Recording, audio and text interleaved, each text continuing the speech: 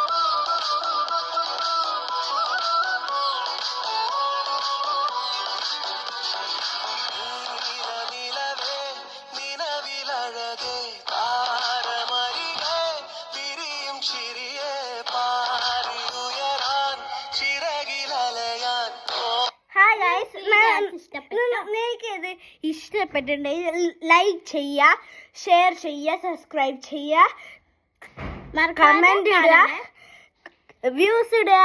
By.